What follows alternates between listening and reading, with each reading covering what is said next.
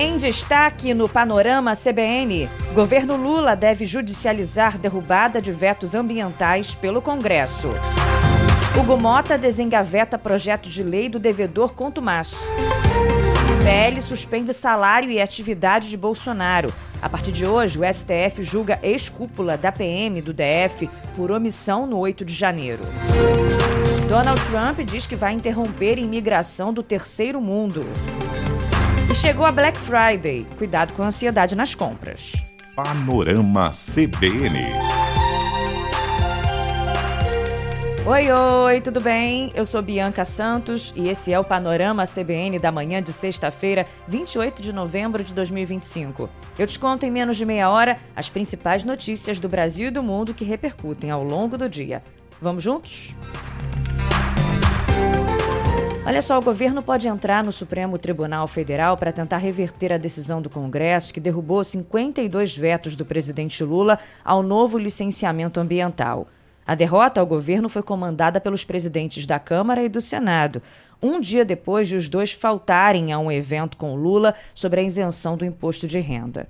Davi Alcolumbre foi um dos defensores da retomada do texto, que é considerado um retrocesso pelo governo e por ambientalistas.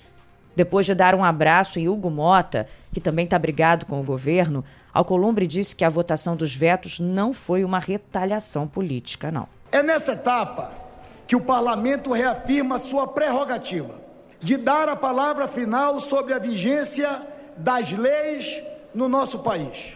Qualquer tentativa, repito, qualquer tentativa de transformar isso em disputa política desconsidera o papel institucional do Congresso Nacional. Votar esse veto é fundamental para destravarmos o tema do licenciamento ambiental como um todo, estabilizando o marco legal, dando previsibilidade jurídica e permitindo que o Congresso avance nas demais matérias. Por achar o texto original um retrocesso, o governo Lula pretende judicializar esse tema agora. Para você ter uma ideia, o Congresso recolocou no texto do licenciamento ambiental o autolicenciamento, em que o dono do empreendimento faz apenas uma declaração e já pode começar a obra, sem precisar de autorização de órgãos de controle e fiscalização. Foi retomado também o trecho que autoriza estados e municípios a estabelecerem critérios para o licenciamento, retirando poderes do Conselho Nacional do Meio Ambiente, que uniformizava as regras ambientais. Outro veto derrubado foi o que prevê o fim da autorização específica do IBAMA para remover vegetação nativa da Mata Atlântica, o que funcionava como uma proteção especial ao bioma mais degradado do país. A ministra do Meio Ambiente, Marina Silva, disse que o governo deve mesmo levar o assunto ao STF. Tudo que for possível para reduzir esse furacão sobre a proteção ambiental brasileira, né, será usado. Tem indícios de inconstitucionalidades que são peremptórios nesse projeto. E eles dão base, sim, para um processo robusto de judicialização. A sociedade civil já está pronta para fazer isso, a comunidade científica com certeza fará isso e, como eu disse, o governo federal avalia fortemente fazer o mesmo, considerando todo o prejuízo que trará do ponto de vista ambiental, social, econômico e comercial para os interesses do país. Os deputados e senadores estão com a caneta na mão e também derrubaram os vetos de Lula ao Programa de Pleno Pagamento de Dívidas dos Estados, o PROPAG. A decisão resgata a possibilidade de os estados usarem recursos investidos em obras federais e verbas do Fundo de Desenvolvimento Regional para abater juros e dívidas. O resultado beneficiará principalmente os estados mais endividados: São Paulo, Rio de Janeiro, Minas Gerais, Rio Grande do Sul e Goiás. Só um detalhe, na sessão que analisou os vetos de Lula, o deputado Eduardo Bolsonaro do PL apareceu. Ele está nos Estados Unidos, é foragido da Justiça, mas conseguiu votar. Ele está impedido de marcar presença e votar na Câmara. Mesmo assim, insistiu e fez o registro porque era uma sessão do Congresso e o sistema de votação remota é diferente. Só que aí o presidente da casa, Davi Alcolumbre, anulou os votos de Eduardo Bolsonaro ainda durante a sessão. A presidência comunica ao plenário que na deliberação dos vetos por meio da cédula eletrônica foi constatado o registro irregular de votação pelo deputado federal Eduardo Bolsonaro, tendo em vista o disposto da decisão da presidência da Câmara dos Deputados, que determina a impossibilidade regimental de um deputado federal registrar presença ou votar pelo aplicativo Infoleg, enquanto estiver fora do território nacional, se não estiver em missão oficial autorizada. Esta presidência reconhece a sua aplicabilidade no âmbito das sessões conjuntas do Congresso Nacional. Por conseguinte, esta presidência declara a nulidade do referido registro de votação e determina a retificação de seu resultado. Bom, sobre a relação azeda entre o governo Lula e o presidente do Senado, especialmente por causa da indicação de Lula para o STF, o Jorge Messias, a colunista do Globo e comentarista da CBN, Malu Gaspar, apurou que o presidente está entendendo o ambiente hostil no Senado, tanto que houve a derrubada de uma série de vetos, e avalia fazer um gesto de pacificação para aparar as arestas. Pode ser que ele entregue pessoalmente ao presidente do Congresso a mensagem ao Senado em que comunica formalmente a indicação de Jorge Messias para a corte. Segundo aliados, não se trata de Lula descer um degrau, mas sim de elevar o presidente do Senado.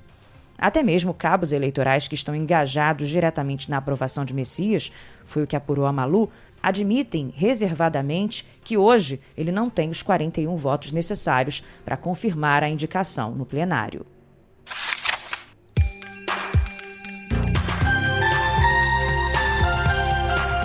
Página virada para te contar que o presidente da Câmara, Hugo Mota, desengavetou o projeto que pune os devedores contumazes. A proposta é considerada fundamental nas ações contra esquemas de empresas de fachada que lavam dinheiro para o crime organizado e estava parada na Câmara havia quase um mês. O ministro da Fazenda, Fernando Haddad, voltou a cobrar da Câmara a aprovação imediata do projeto. Nós estamos há 3 anos militando junto ao Congresso Nacional.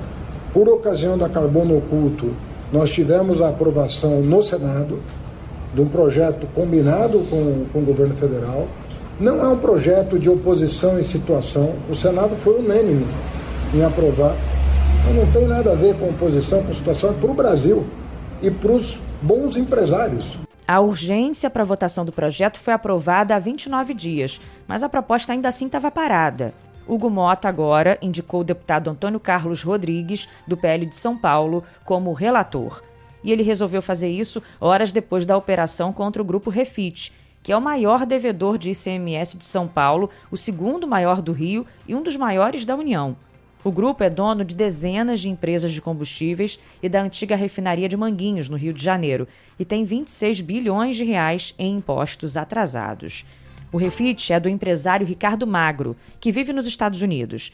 Ele já tinha sido alvo de uma investigação em 2016 por desvios nos fundos de pensão da Petrobras e dos Correios. Na época, chegou a ser preso, mas depois foi absolvido. Ontem, como contou a Marcela Marcos no Panorama da Noite, a força-tarefa formada por promotores de justiça, auditores fiscais e policiais cumpriu mandados de busca e apreensão contra 190 pessoas e empresas. A quadrilha é acusada de envolvimento no esquema bilionário de sonegação de impostos e lavagem de dinheiro no mercado de combustíveis. Em endereços na cidade de São Paulo e em Campinas, os policiais apreenderam mais de 2 milhões de reais em dinheiro e 8 sacos com esmeraldas. A Justiça determinou o bloqueio de 10 bilhões de reais em bens dos integrantes do grupo, que é estruturado para não pagar impostos. Esse grupo Refit, como eu falei, é o maior devedor de impostos de São Paulo e no Rio de Janeiro a dívida é ainda maior, chega a 13 bilhões. De acordo com as investigações, o grupo sonegava desde a compra de combustível até a venda no posto. A operação de ontem revelou que o esquema usava paraísos fiscais, fintechs e fundos de investimentos para esconder o dinheiro sonegado.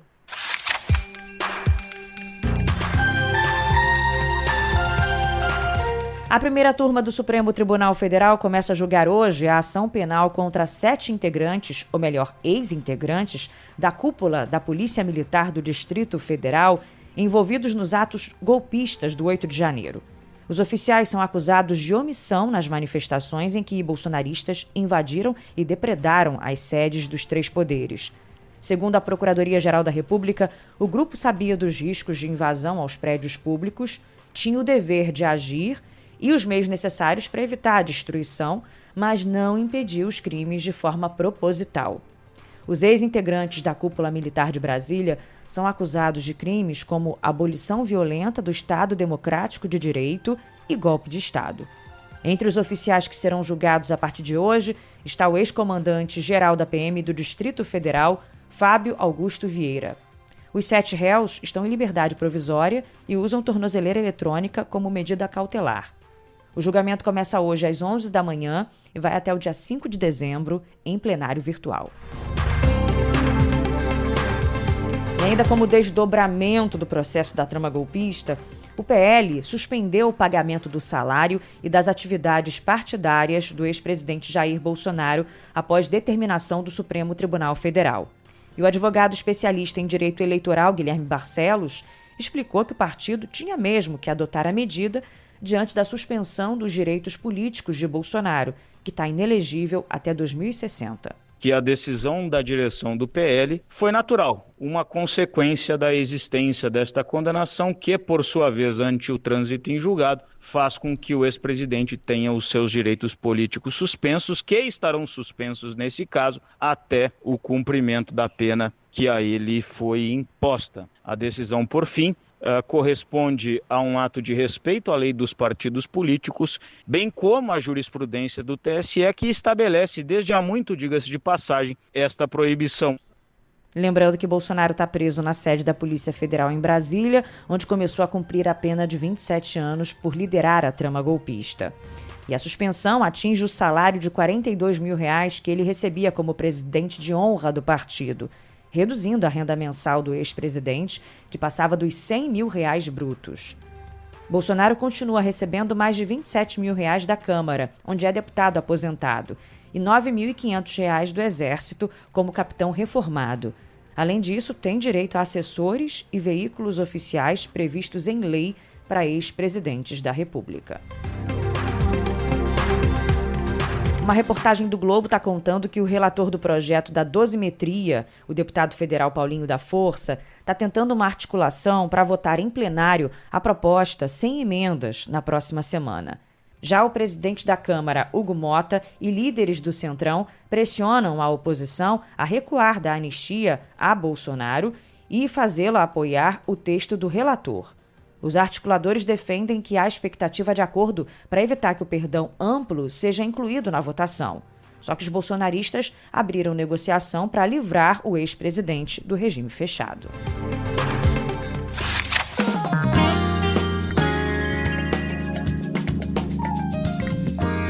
Vamos de economia, para você saber que termina hoje o prazo para as empresas pagarem a primeira parcela do 13º salário dos trabalhadores.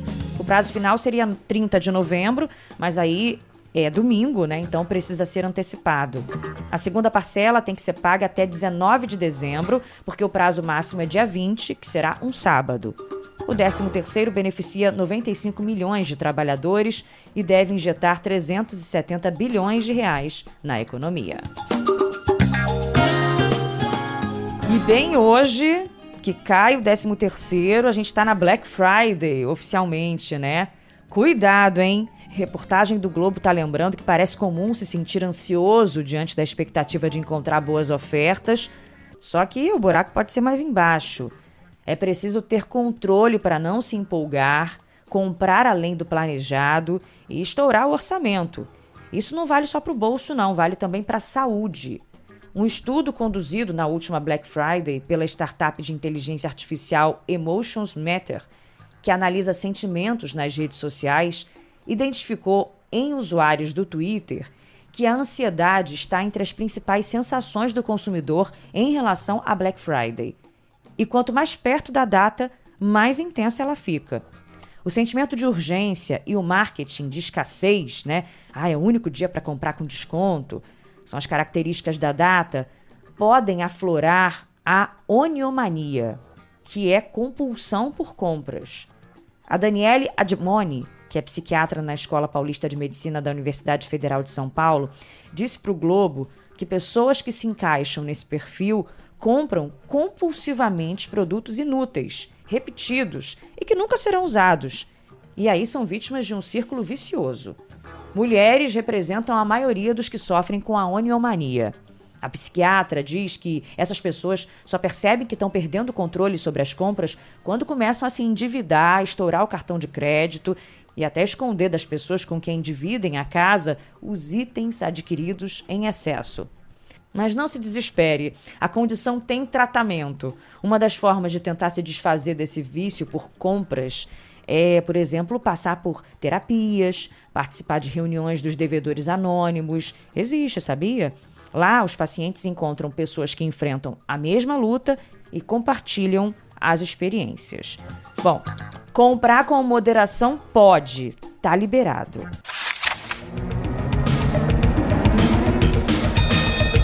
Agora os destaques internacionais. Subiu para 128 o número de mortos no incêndio de grandes proporções que atingiu um complexo de arranha-céus em Hong Kong. Dezenas de pessoas ficaram feridas. 3 pessoas foram presas suspeitas de envolvimento no incêndio. Após 2 dias, os bombeiros conseguiram controlar as chamas. Nos Estados Unidos, a militar da Guarda Nacional baleada em um ataque perto da Casa Branca morreu. A informação foi confirmada por Donald Trump. Outro soldado atingido permanece em estado grave. A vítima foi identificada como Sarah Beckstrom, de 20 anos. O FBI e o Departamento de Justiça americano investigam as motivações do ataque. E o presidente Donald Trump disse hoje que vai pausar permanentemente a imigração de pessoas vindas de países que ele classifica como terceiro mundo. Ele ainda não especificou as nações afetadas. Ainda na publicação, Trump disse que vai acabar com os benefícios e subsídios de todos os não-cidadãos americanos que estão nos Estados Unidos. Falou que pretende desnaturalizar imigrantes que minam a tranquilidade doméstica e deportar qualquer estrangeiro que seja um encargo público, risco à segurança ou incompatível com a civilização ocidental, nas palavras dele. Trump escolheu a madrugada após o Dia de Ação de Graças para culpar os imigrantes pelo que ele chamou de disfunção social do país. Ele disse que milhões de imigrantes teriam sido admitidos ilegalmente durante o governo Biden e promete revogar essas admissões, incluindo aquelas que ele atribuiu a aprovações feitas por AutoPAN. Trump defendeu ainda a necessidade de uma política de imigração reversa, que, segundo ele, seria a única solução capaz de sanar os problemas que atribui ao atual cenário migratório. Nas mensagens, o republicano intensificou críticas a comunidades específicas de imigrantes, a autoridades estaduais e a parlamentares democratas, associando a chegada de estrangeiros à alta criminalidade, à sobrecarga em serviços públicos e à deterioração urbana. Ontem, quinta-feira, Trump já havia pedido a revisão de green cards concedidos a estrangeiros de 19 países. A ordem e os comentários ocorrem após o ataque perto da Casa Branca. O número de mortos pelas enchentes e deslizamentos de terra na ilha indonésia de Sumatra subiu para 84. Informação confirmada pelas autoridades que estão no local. Ao menos 95 pessoas ficaram feridas e 65 continuam desaparecidas. O presidente da Rússia, Vladimir Putin, disse que aceitará o cessar-fogo na Ucrânia caso Kiev retire as tropas dos territórios invadidos. A Rússia ocupa áreas de Donetsk e Luhansk, além de parte de Kherson e Zaporíжia, no sul. Putin falou que, se a Ucrânia recuar, os combates param. Caso contrário, o Kremlin avançará com meios militares. A proposta inicial de paz dos Estados Unidos previa a rendição dos territórios. Um enviado americano deve viajar a Moscou na próxima semana para novas tratativas. E a administração do Museu do Louvre, em Paris, na França, aprovou um aumento de 45% no preço dos ingressos para visitantes fora da Europa. A mudança começa a valer no dia 14 de janeiro do ano que vem e vai afetar todos os turistas de fora do espaço econômico europeu, que terão que pagar 32 € ou R$ 198 por ingresso. O local informou que o objetivo da medida é conseguir verba para equilibrar contas e resolver problemas estruturais.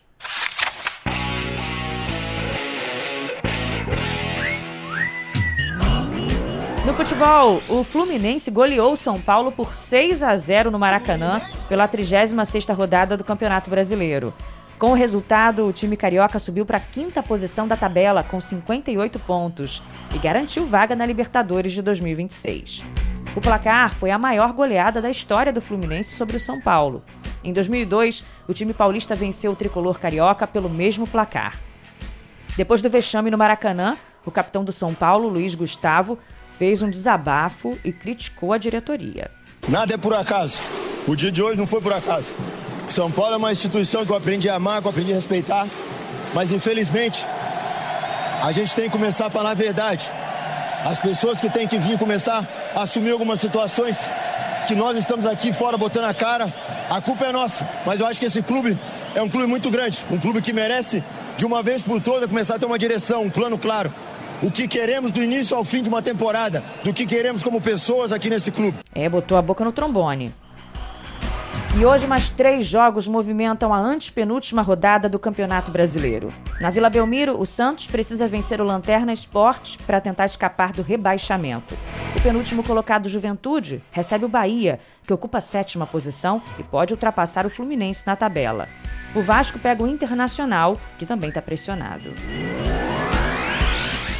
A seleção brasileira encerrou a participação na Copa do Mundo Sub-17 em 4º lugar.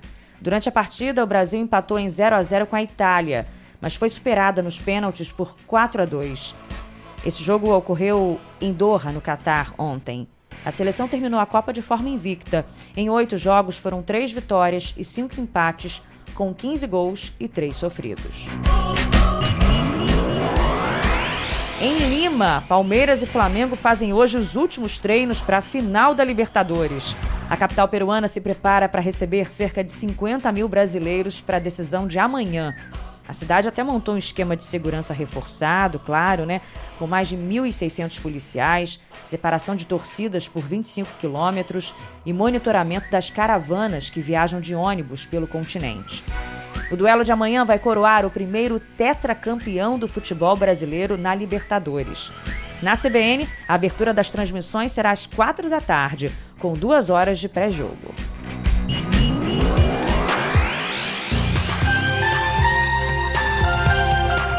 E eu vou encerrando o panorama com o nosso sextou musical. Primeiro aqui, olha, no meu Instagram, biancasantos.bia, eu separei a mensagem do Thiago Salles, que ouviu a gente falando ontem sobre os super salários no funcionalismo público, Ele achou uma tremenda disparidade, enquanto grande parte da população trabalhadora precisa encontrar meios para sobreviver. Diante disso, ele pediu Alagados dos Paralamas do Sucesso. Todo dia,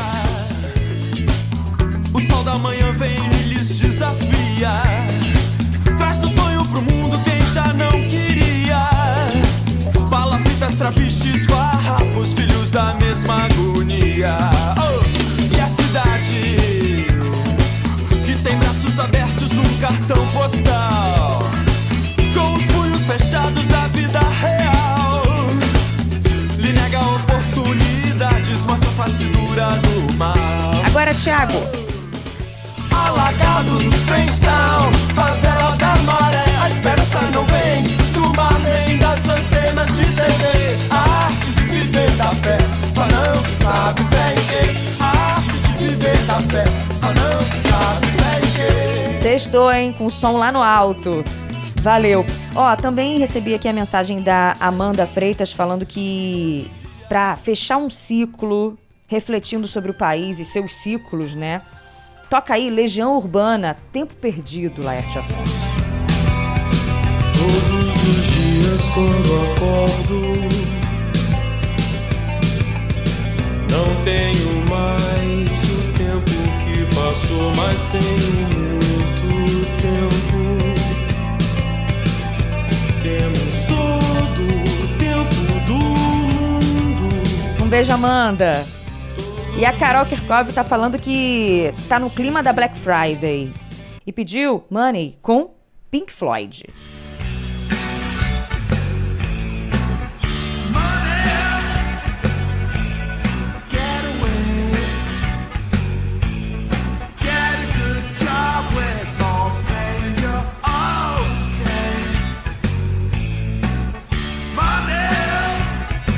que parece que hoje foi dia de rock, bebê. Obrigada, hein, pessoal, pela companhia e pela participação. Vou encerrando, então, o nosso Sextou, junto com o nosso DJ Laerte Afonso, nosso editor Edmilson Fernandes. Não se esqueça que tem Panorama CBN da noite, para sextar de vez. Um beijo, ótimo fim de semana e até segunda.